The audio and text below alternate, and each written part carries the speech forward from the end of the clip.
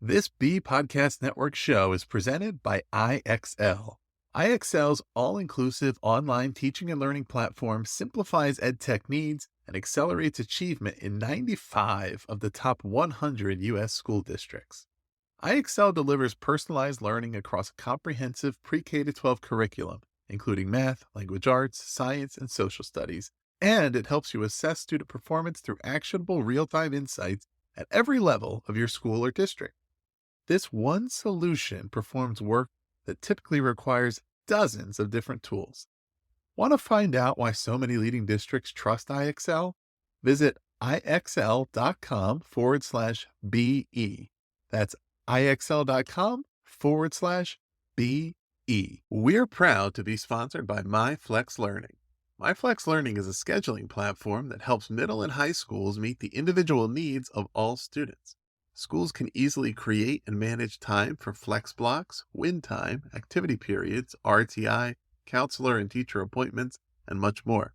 And with its built-in accountability tool and reporting features, MyFlex Learning solves your challenges around getting kids where they need to be and understanding how flex time is spent. Make your flex time work for you. Visit myflexlearning.com/BE to learn more and receive $500 off the first year. That's myflexlearning.com/BE.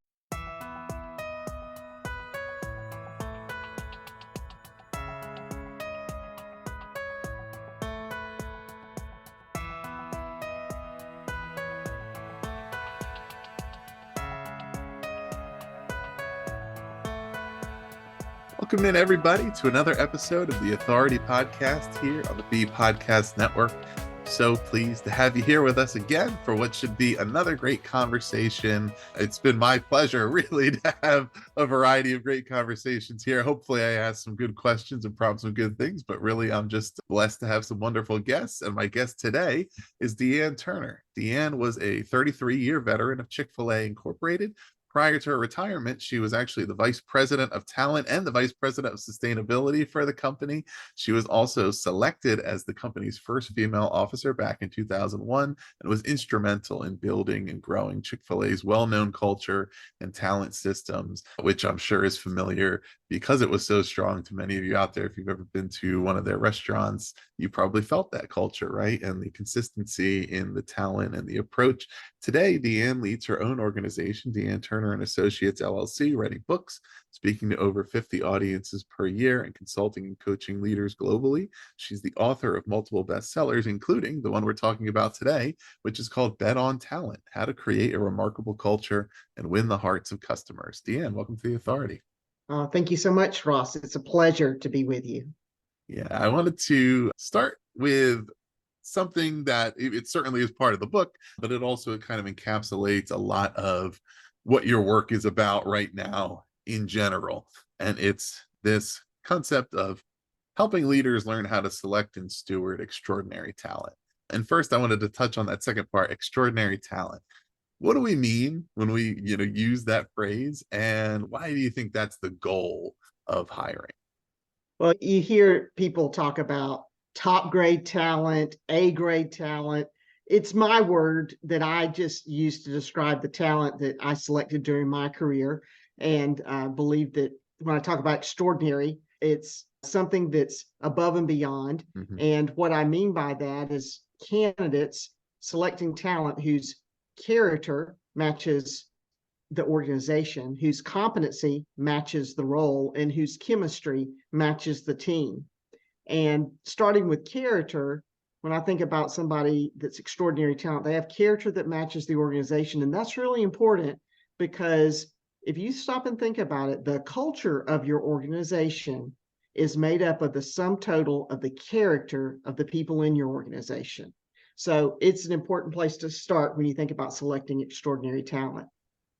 Are there reflective questions, right, that you would think organizations should be asking themselves when they're creating their own definition of what does extraordinary talent mean in our organization? Right? You talked about the character, the chemistry. It's about fitting in with the culture, the mission, the vision, the team, and then, of course, having the skills and competencies to do whatever the job is. But it's about so much more than that. And I think each organization is going to have their own definition of in this place what we need, what would be just ordinary and what is the extraordinary that we're searching for. Are there some general questions they might go through to figure out what should that be? The first thing that I think you have to ask yourself, and I offer this in Bet on Talent, is am I hiring people or am I selecting talent? There's a huge difference between those two ideas. Hiring people is all about quantity. Do I have enough? Think about the chicken business. Do I have enough in the drive-through? Do I have enough in the back of the house preparing food? Do I have enough serving the customers at the counter? Do I have enough? And instead, I suggest that you focus on selecting talent. Do I have the right talent? Do I have the right people in the right roles? That's what selecting talent is all about. And that's the competitive advantage. Most organizations are just filling slots.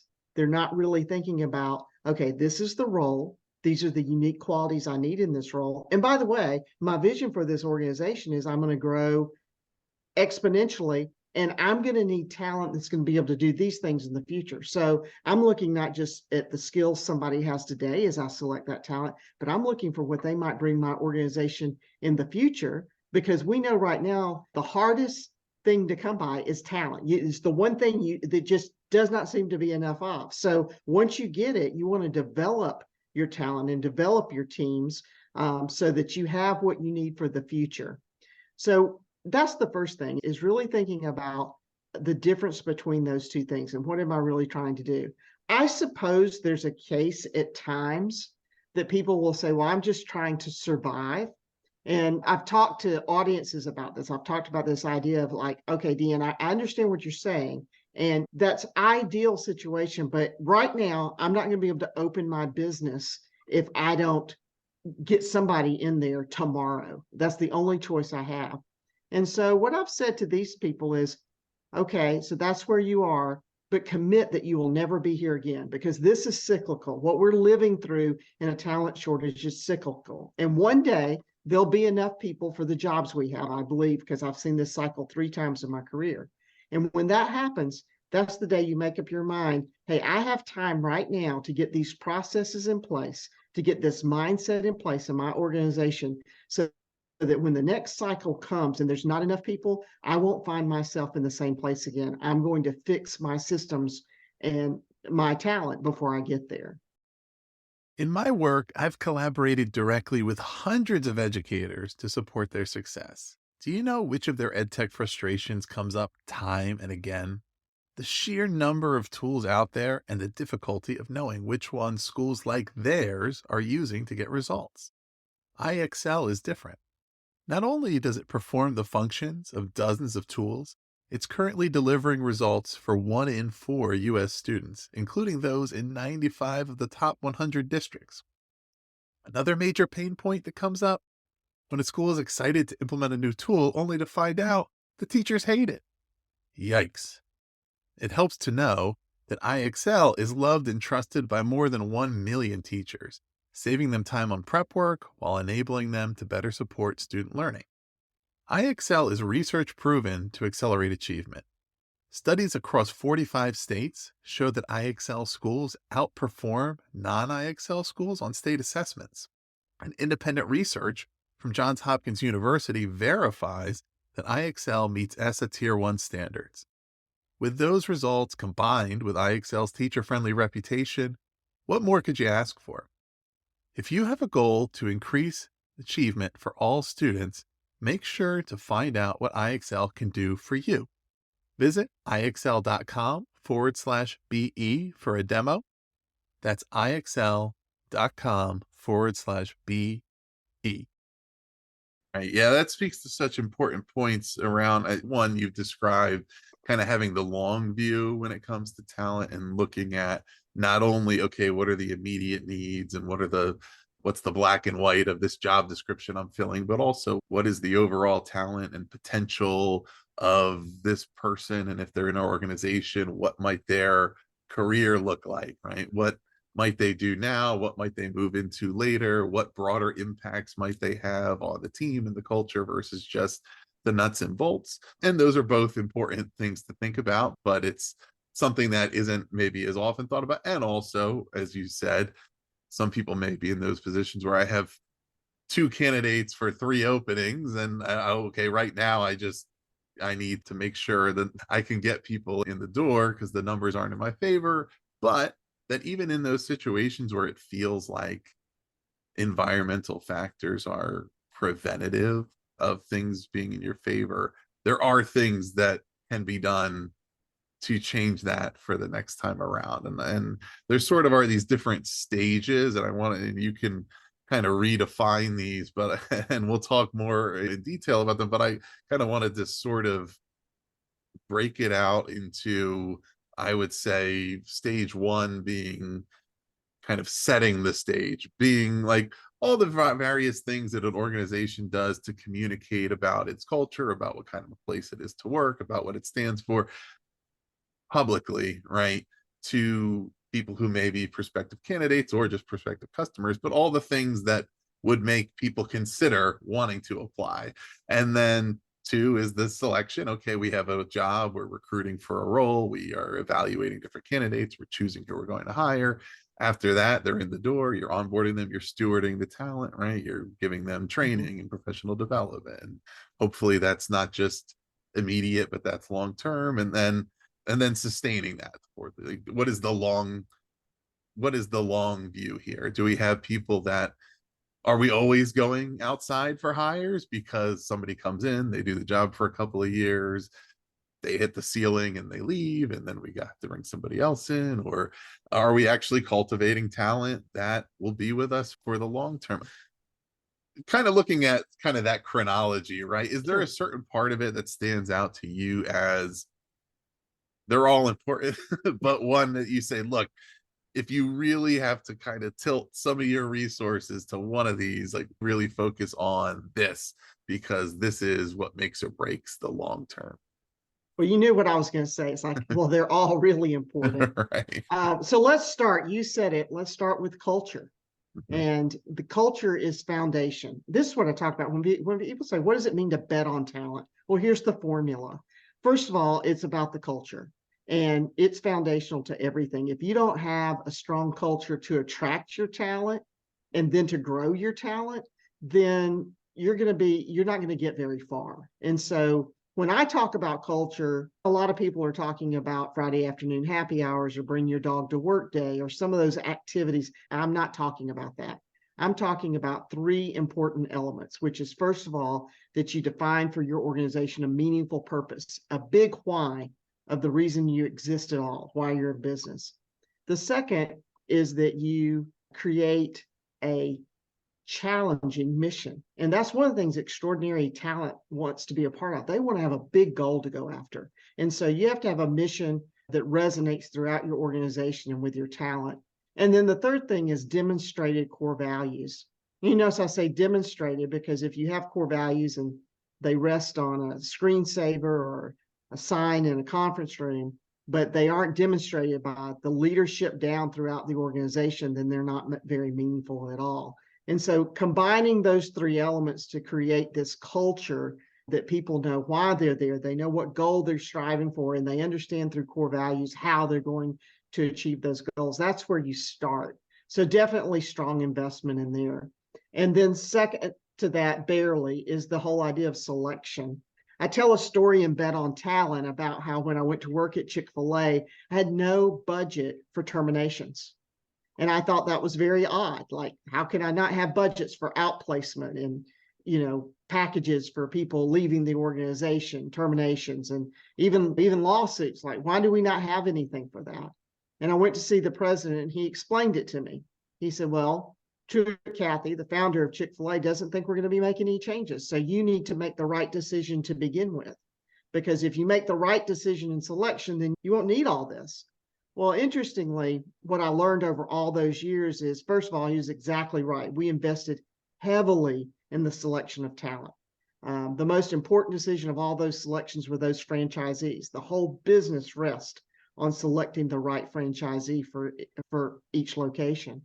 And so over time, what I learned is, we invested in that. He was right. We maintained over all those years, and I think they continue to do so today, a 95% retention rate of franchisees, a 95% retention rate of the corporate staff. And when you have that, then you don't need that money so on the back end. And most organizations do just the opposite. They skimp on the front end, but they're all prepared to defend their lawsuits or to pay, severance packages or outplacement services for the employees. Most of them aren't willing to invest on the front end in both the time and the money that it takes to get the right person in the first place. But the rewards are great once you get that system in place, because then it becomes like a flywheel, like Jim Collins talks about for the organization. Excellence attracts excellence. So the very fact that you have great talent there attracts more great talent to your organization.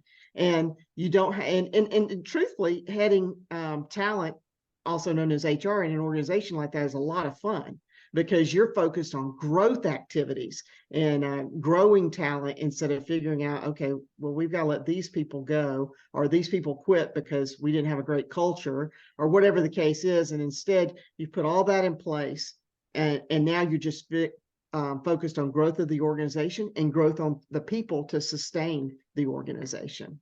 Yeah. And what's so great about that is that when you have that mentality, and that is the culture that's set, and that is the norm and the expectation and the agreement, it's just becomes self-fulfilling, right? Because when you're saying, look, our job here is to find the right people, because once they're here and when we're keeping them, is, of course, there's certain factors that are objective and you can tell, okay, this candidate is a little better than this one, and there's other subjective factors where who's to say that we always know who's the right, but now I'm invested in them. Okay, I've made a decision, I've made the best decision I can, and now I'm committed to this person and their growth, and it's a mutual commitment. And there's organizations that create a dynamic like that, for example, in being able to involve different people in the hiring process, right? A lot of school leaders, listen, at schools that I've talked to school leaders who will get different teachers involved in those interviews, because now, where I had no say or no real insight into who was being interviewed or hired, now I'm invested in these people because I've talked to them, I was part of the process, I had a say in them, and now I want them to succeed. So I'm going to do the things that I can do to ensure their success, versus to look for, okay, when's the opportunity to say, oh, we made the wrong choice, let's get rid of them and get somebody else in. Yeah. That's an excellent point about involving others in the whole process. And the other thing it does is it gives the candidate great information. When I was at Chick-fil-A, and I always did the final interviews of franchisees and I say corporate office, they call themselves support staff now, the support center staff.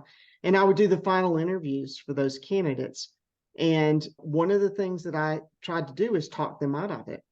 And when I tell people that, they think that's a crazy idea.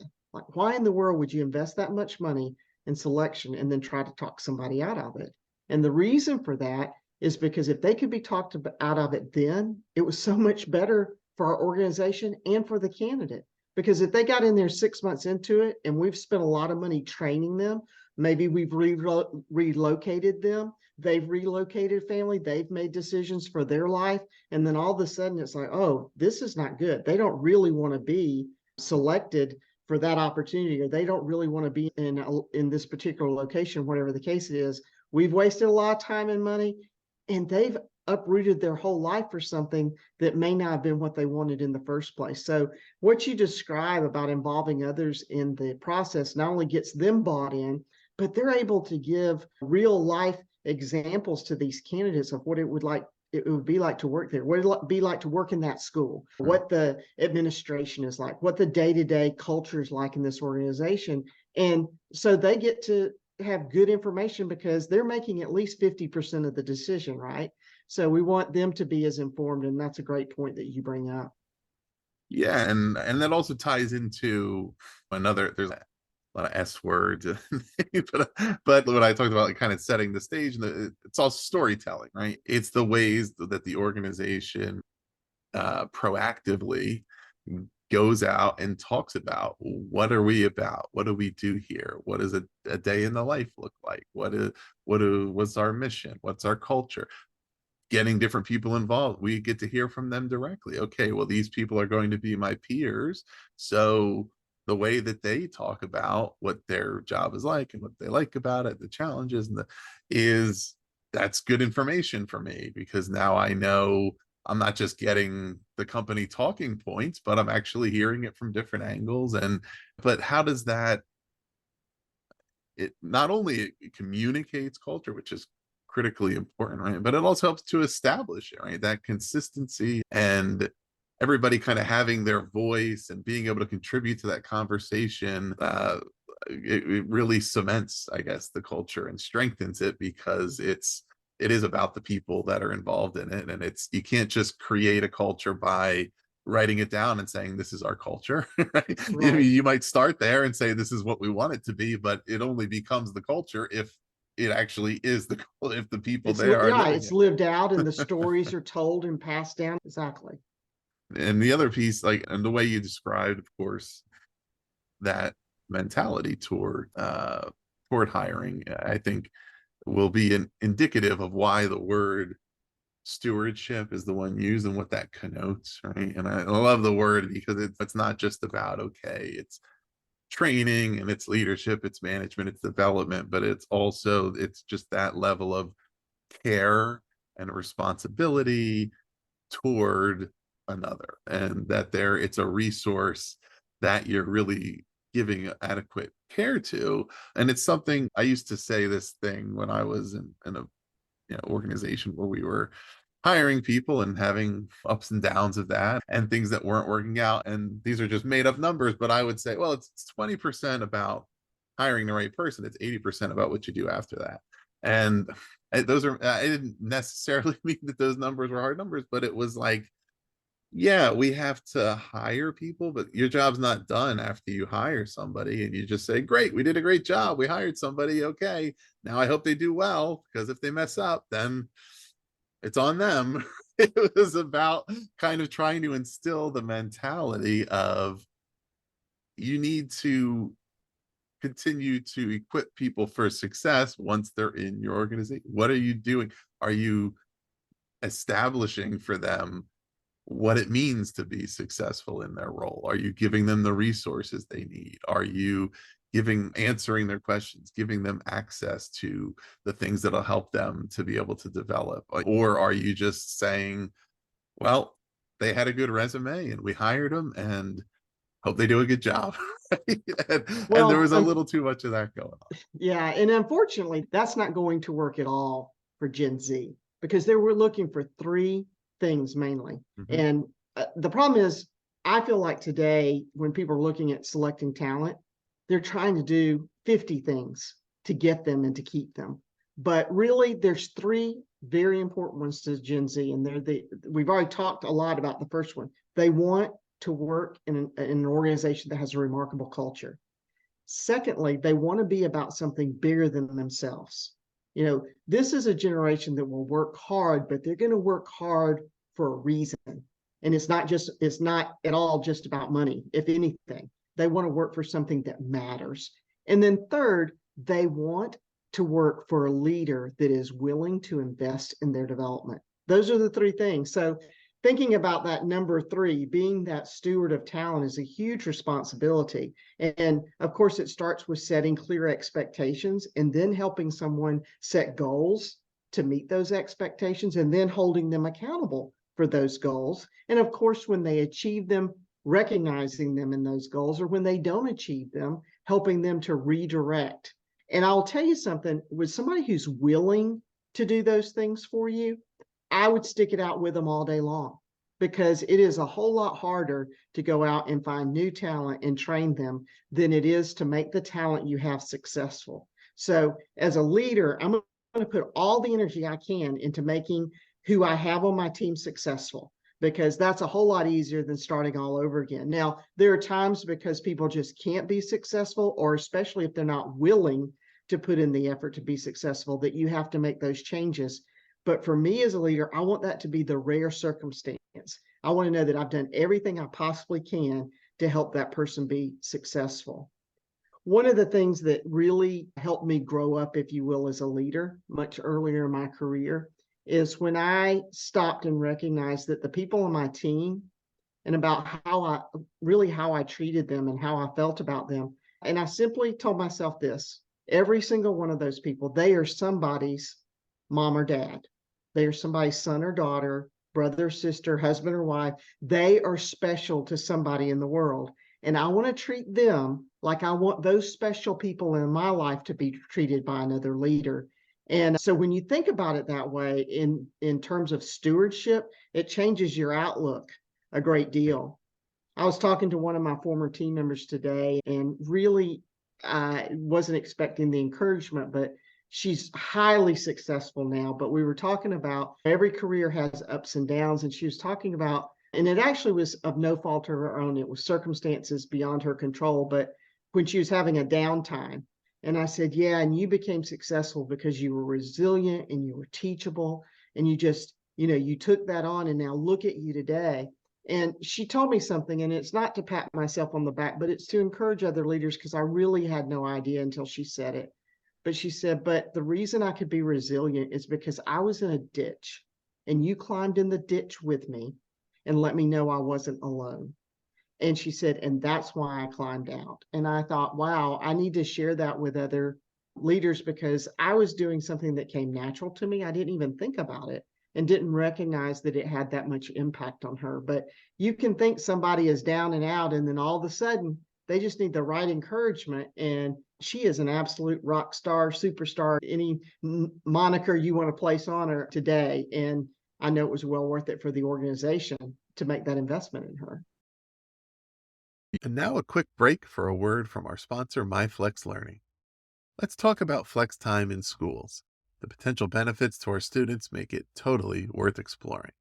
There's more time for personalized learning, increased choice and agency for students, and the increased engagement that comes along with it, dedicated time for intervention, and overall, as school leaders, it provides you and your faculty more tools to increase academic achievement.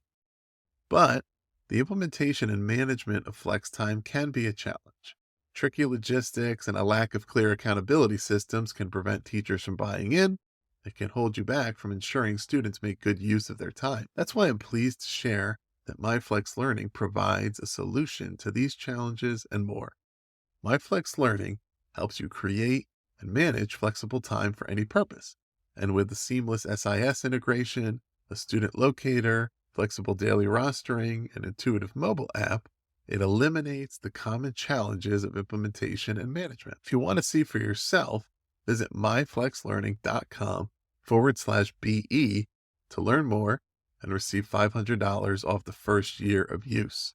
That's myflexlearning.com/BE. You'll learn all about MyFlex Learning, what it can do for your school, and you'll receive a $500 off offer for your first year. Check it out. You spoke to making the challenge collaborative, right? And you just mentioned in this story, right? Like when somebody's struggling, they know they're not alone. Same thing in what's going to attract high talent people to the organization is we have a challenging job ahead of us, right? Mhm. We are working toward these big goals, not you're going to have a tough job.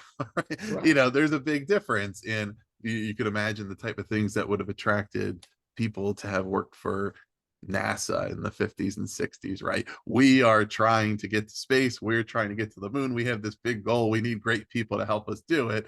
Versus if they just were to be interviewing somebody and said, look, you're going to have to figure this out because this is a hard job. And if you don't figure it out, but there's a lot that happens a lot, right? Yeah. In certain Yeah. types of roles where it's almost, yes, people want to be challenged. They want to work toward big goals. There's a lot of, big issues in the world that people want to have a hand in solving that might take generations to Mhm. solve, and they know that they can't do it by themselves, and they might not even see when it gets done, but they can contribute to it. But it's not motivating to do that unless you know that you're part of a team, everybody's committed to that, and that's the mentality. It's funny that you mentioned that example of NASA. I actually use that sometimes Hmm. when I'm talking about culture for organizations. I use the example because it was in 61 that Kennedy made his famous speech, and he said, the nation should commit itself to send a man to the moon and return him safely to Earth by the end of the decade. And it's like the perfect example of a big, hairy, audacious goal, right? I mean, it's time bound, it's specific, and it's challenging and it's exciting. But what was so great about that, and of course, it was accomplished 8 years later when Neil Armstrong landed on the moon. But what was so great about it was that accomplishment, but it just spurred him on to bigger and bigger missions. And so the next big mission came and the next big mission. And here we are in 2003 with the Artemis program, with the possibility of putting a man on Mars sometime in the next few years. And it all started with that many decades ago. So it is challenging for people to be a part of a mission like that. And it's motivating and it keeps them very engaged. Is there any, you mentioned earlier, right at the beginning, when you first went into the role in human resources and talent and realized there was no budget for terminations. Of course, that was part of a perspective shift and learning something new. But is there anything else that comes to mind that you've learned over the years of betting on talent, or about things that were surprising or just enlightening to say, okay, look, when you really put your belief and trust in talented people who fit the characteristics of what we want, and you in a sense go right to say, look, we did what we're supposed to do, we have this person that we believe in, now what's going to happen next, we can kind of believe in that, right? But are there things you learned along the way that maybe at first were not evident, or not, or were just counter to what you thought might happen? I think back to one lesson I learned early on. So we've talked about making your decisions right. We've talked about stewarding the talent you have, but there's another one that really stands out, and it's the same leader, the former president of Chick-fil-A, Jimmy Collins, who mentored me in many ways. And Jimmy, a lot of things we talked about, I learned from Jimmy, but another one was he used to say, it's kindness to refuse immediately what you eventually intend to deny. And that's such a big statement. I'm going to say it again for you, Ross. It's kindness to refuse immediately what you eventually intend to deny. Mm-hmm. He started teaching me that when I was in my early 20s. And I had no idea what that really meant or how that would play out throughout my years of leadership.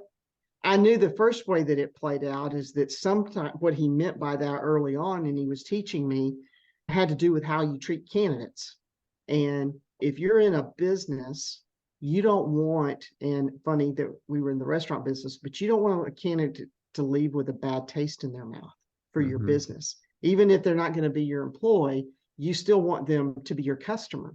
And so you had to treat them in such a way that they would feel that way. Well, one of the things you had to do is that when you recognize that for whatever reason, they weren't going to become part of your organization, the kindest thing you could do is tell them no as soon as possible. Yeah. Don't let it drag on. Don't let them feel like they have an opportunity that you already know they're not going to have. I like to talk about the fact that being kind is about, I care about you. When I'm nice, I care what you think about me. And there's a huge difference. So it's kindness to refuse immediately what you're eventually going to deny. You think of stewarding employees, they want promotions. Maybe somebody has plateaued out. They're not going to get the next promotion. And you know that. It's not fair to them and it's not kind to them for you to string them along and not tell them the truth and let them know that opportunity is not going to be there for them. And of course, we could go on with example after example. For those of you who are listening to this and your parents of teenagers, this principle applies all the time. When Right. they ask about on Friday night, I want to go to such and such party, and you know on Monday, that's not the case. You're not going to allow them to go there. It's kindness to tell them on Monday, because if you wait till Thursday, as the week goes on, their hopes get higher and higher that they're going to be there. They're already talking to their friends and they're making plans and they're getting a ride and they're doing all these things. And in their mind, by Thursday, they see themselves at the party. And so when you tell them on Thursday something you could have told them on Monday, you're going to get a much bigger reaction on them. They're going to be far more disappointed. And it was less kind than just to tell them no immediately so they didn't have their hopes up. Just another example of that principle. Right. I love that one. It really aligns with some of the earliest lessons I learned, and I learned them from the other end of it as the candidate, starting my career during the global recession many years ago now, but at a time when the power balance was totally tilted toward the employer, right? It was a buyer's market. You could have as many overqualified candidates as you wanted for a job. You could pay them as little as you wanted, and you could put them through any kind of interview process you deemed appropriate. So it would not be uncommon to go for 3 interviews and, prepare for them and drive there and maybe pay for parking and then sit with their team for an hour and a half and do that 3 times, right? And commit all that to the process. And then at the end of it, eventually you would just realize, I guess I'm not going to hear from them. I guess I didn't get the job. And that was how you found out. And then if you reached out, they might confirm, or they probably would say something like, we can't say too much. And they would always have these company policies about, well, we don't give feedback to candidates. Really early in my early 20s, realized, what, when I'm in that position, I'm never going to do it that way, because, one, I remember who those companies were, right? And I'm not really inclined to want to do business with them with the way they conducted themselves. And, and by contrast, when there were those places where they were willing to say, well, we didn't select you for this job, but we're willing to chat about, give you feedback on your interviews, maybe you'll learn something. Or, then when I soon after that was in a position where I was hiring, and I would call the people on the phone who came in the interview and didn't get the job. And a couple of them, it wasn't always an easy call. A couple of them would sort of be like, well, why are you calling me? But then other people, I learned really quickly how appreciative they were to get that call, even though the call was telling them, we only had one position and we gave it to somebody else. Just what a difference it made to them to say, wow, you actually called me to let me know and to thank me for my time. And it was like, wow, is that really that rare? But it was. Exactly. That's a perfect example of that. Is just, and you're exactly right. And it's kind of funny that the shoe's on the, I guess it's not funny, but it's ironic that the shoe's now on the other foot. And it's the candidates that aren't calling back or showing up on the first day of work or whatever the case is, the ghosting situation. And there's been a lot of that, lately. And that's why I say it's cyclical. The cycle will change at some point. And so being prepared in all seasons is a good idea. Yeah, and it's not a bad thing, of course, for employers to have to reflect on, okay, how are we conveying our value proposition here? How are we ensuring that this is a place where people really want to be, not just they have to be here because they have to work, right? And so it depends on when people came of age, when they first entered those leadership positions and how they got used to operating. That was a huge, area of opportunity for a lot of years. There was a lot of companies that took a long time to realize that the dynamics had changed and that the economy had shifted, and it was no longer a recession, that they had to operate a little differently or else they weren't going to secure talent. Whereas, other companies that were more dynamic and put more effort into going out there and really making themselves appealing, I think took off during that time. Yeah, exactly. Going back to that word of stewardship, I realized it relates in another way.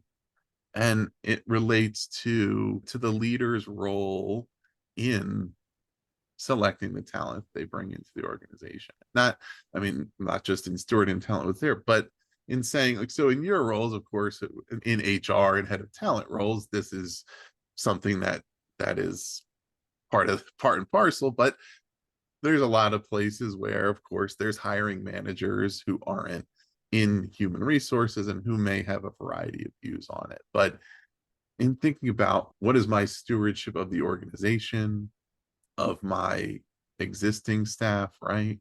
And of what the culture is that they've built and the teams and dynamics they work on. How seriously do I take my responsibility to make sure that I'm bringing in the right people to serve those bigger goals, not just to serve me, Yeah. the person that I want or I want to work with, or that I want to just kind of get it over with to go to other things, but to say, look, whoever I hire, they're going to work closely with this person and that person. And Right. it's going to make a big difference in those people's experience and their level of success. And this person's hopefully going to be an important contributor to our organizational mission. And are they going to be a good one or not? How would you talk about that piece of it, particularly to people who aren't, you know, whose main job is not the role of recruitment and hiring, but for whom it is a big part of what they do? So, first of all, I always viewed it as a partnership between talent and the hiring manager to get the right talent. But at the end of the day, the talent's going to work for the hiring manager. And so I think that they have a critical role in all of this. The way we did it was we left talent responsible of making sure it was character that matched the organization. We drilled down on the pieces of, do they have a personal purpose, mission, and core values that align with the organization? And then we really leaned in while we knew what the qualifications were and what we tried to make sure that was true on the application and so forth. And in our initial interviews, we really leaned into the hiring manager to make sure that this person has the competency of what they're looking for in the role. You know, while there were some jobs that, especially over the time that I did this work, I could be very familiar with and recognize that competencies, there were some other areas. I'll use engineering as an example. I think that engineers need to select engineers and determine somebody's competency. And we could go throughout the organization and talk about all kinds of roles. I think the hiring manager is better qualified to determine somebody's competency. And again, when you get to chemistry, I think there are points, and that was always sort of a shared responsibility because there are things that people from the talent part of the organization could identify in a candidate just because of their experience with lots more candidates.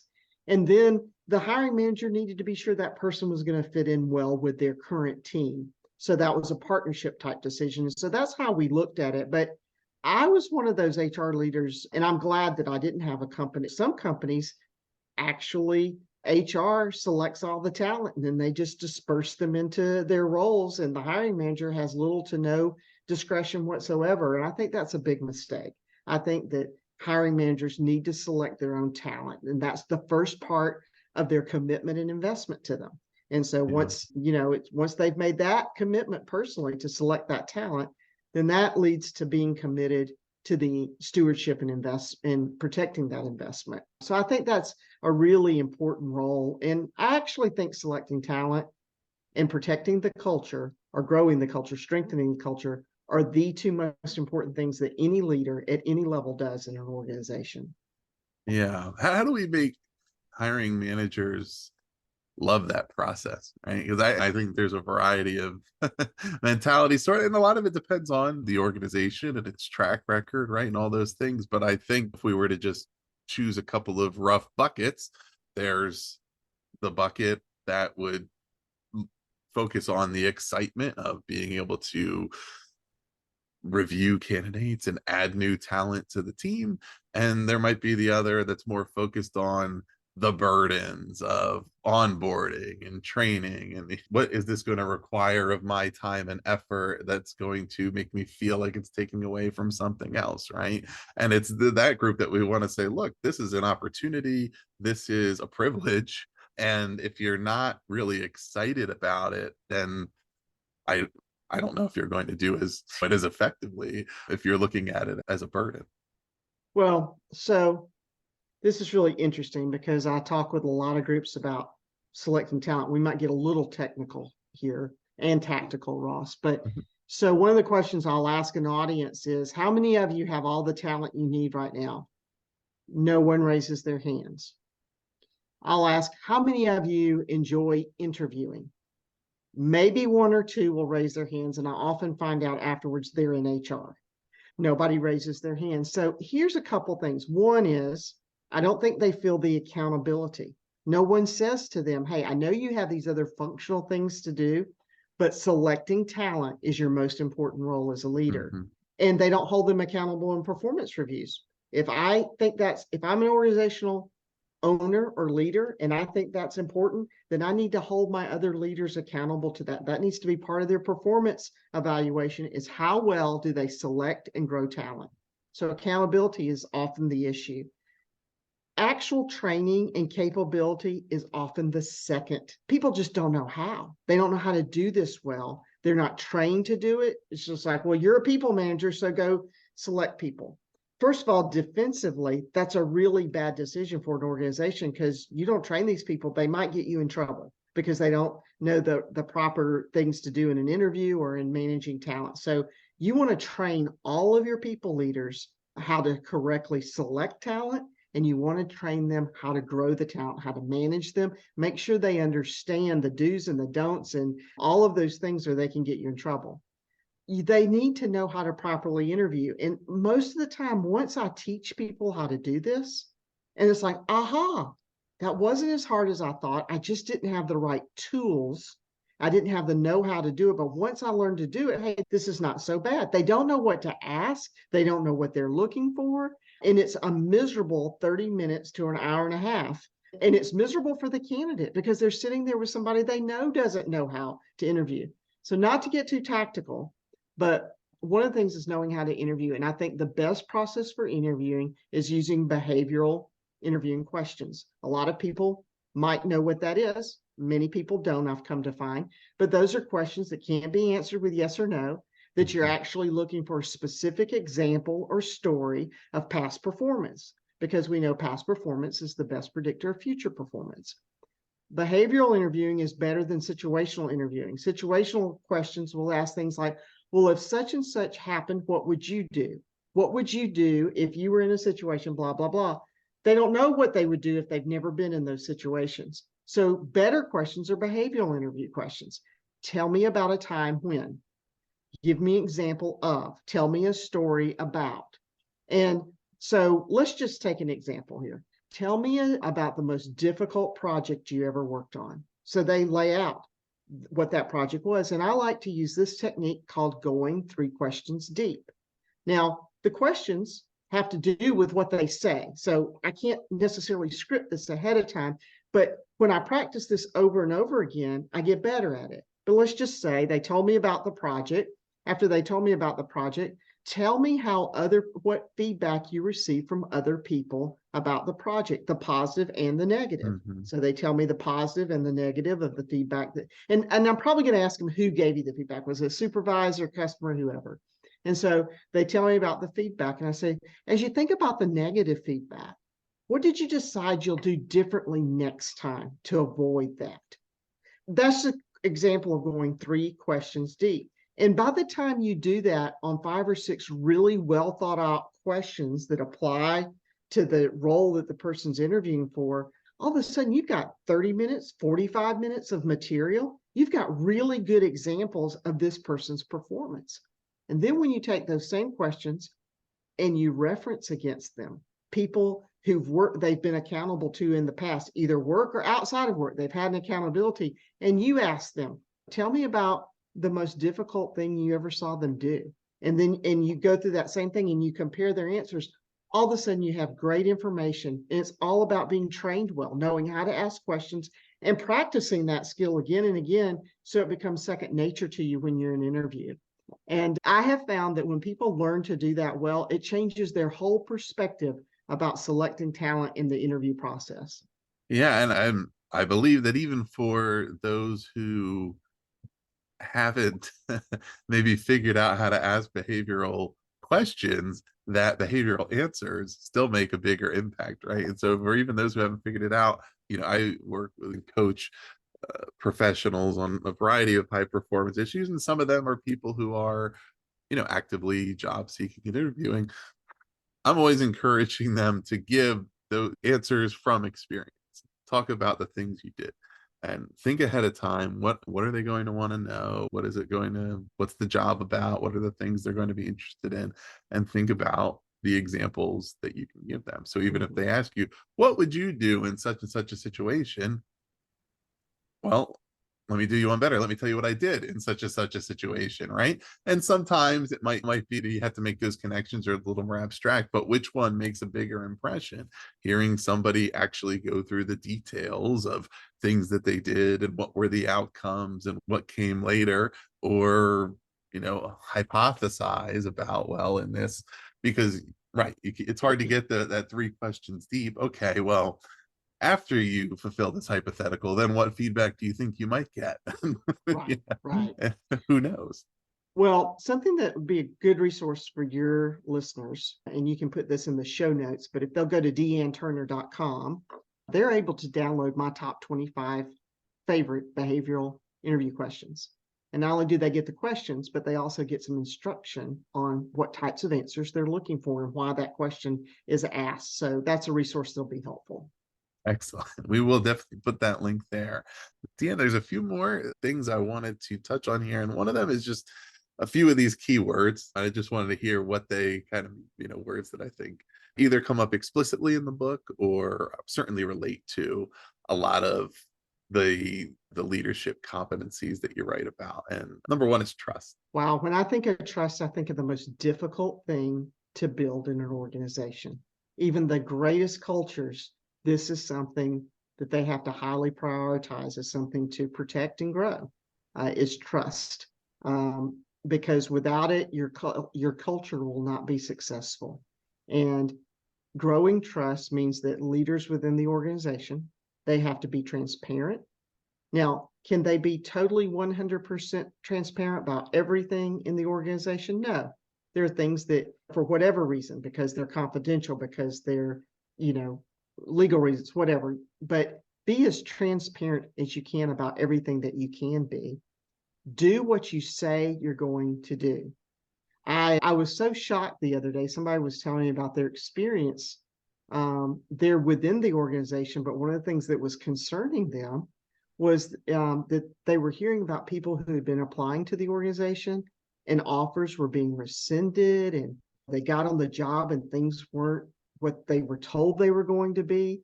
And I was like, wow, I mean, that's not just causing a trust issue with your candidates, but that's causing trust issues and morale issues with the people who work in your organization simply by not doing what you said you would do.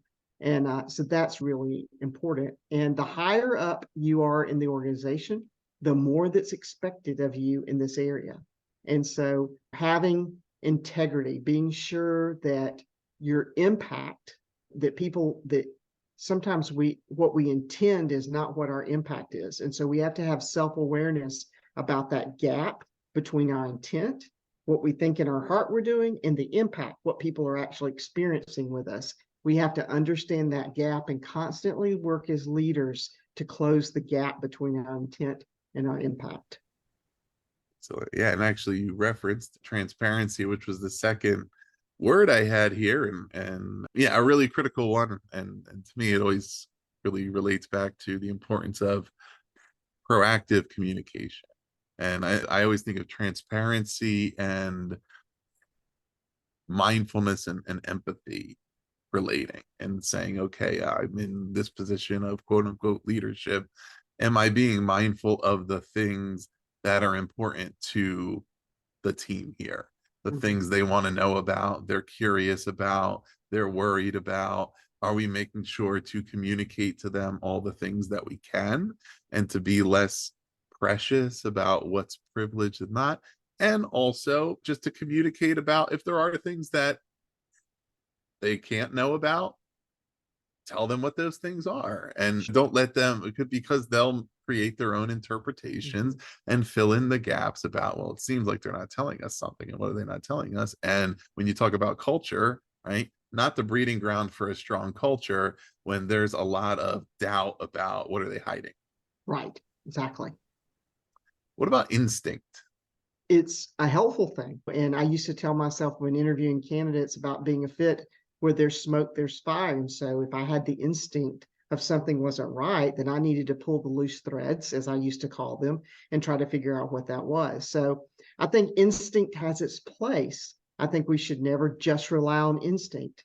And by the way, I don't think we should be so rigid that we don't allow instinct to play a role either. So I think that it's just something that you have to manage carefully, that you don't over rely on it, but you don't ignore it either. Excellent. So, Dee Ann, you referenced a few minutes ago that the 25 interview questions to identify extraordinary talent. So, my final question to you is about number 25 on that list, and which is, why would I choose you for this job? Talk about that question and what you're looking for, right? What if somebody is to integrate that in or use that maybe as the conclusion to an interview, what types of responses are you looking for to really say, okay, this person nailed it? So I'm looking for a couple things here. One is I'm looking for their confidence level. I'm looking for their understanding of what the role is and that they've evaluated themselves well enough that they can communicate to me why they fit that job. The other thing that's kind of a play on that, if you will, Ross, I would sometimes, when I was selecting franchisees, I had a last question that I would ask them. And I would say, why would I want my son or daughter to work for you? Because at the time, there were so many teenagers working and young people working at Chick-fil-A. And so that was the way I sort of sized up whether or not I'd want to select this franchisee. Because if I wouldn't want my children to work for that person, why would anybody else want theirs to work Right. for them as well? So that was a question that I often asked at the end, and I would ask a candidate. And so a similar question to that is to ask, why should I select you for this job? And I'm really looking for them to kind of tie all of that up and show me that they've investigated the role well enough, that they're fully aware of what they're stepping into, and that they can explain to me how their character, competency, and chemistry matches the opportunity. Excellent. So, listeners, the book again is Bet on Talent, and you can find it at deanturner.com or on Amazon, Barnes and Noble, wherever you get your books. We also talked about the 25 interview questions list, which you can download on Dee Ann's website for free. Is there anything else listeners should check out on your website, or anything you're doing currently that they should learn more about? They can also check out my podcast that I recorded when I released Crush Your Career. Ace the Interview, Land the Job, and Launch Your Future is my most recent book. I like to say that Bet on Talent teaches leaders how to find and select extraordinary talent, and Crush Your Career teaches talent how to be extraordinary. But I did a podcast through that, so you can check that out on my website. Love to connect with your listeners on LinkedIn, on Twitter at Dee Ann Turner, on Instagram at Dee Ann Turner, and on Facebook at Dee Ann Turner Author. Excellent. Yeah, listeners, we will put all those links below to the website where you can find the book Bet on Talent, where you can find that interview questions list, and all of the social media links where you can connect with Dee Ann there. So please check those out. Please also do subscribe to The Authority for more in-depth author interviews like this one, and visit bpodcast.network to learn about all of our shows. Dee Ann, thanks so much for being on the show. Oh, it's been my pleasure, Ross. Thank you so much for having me.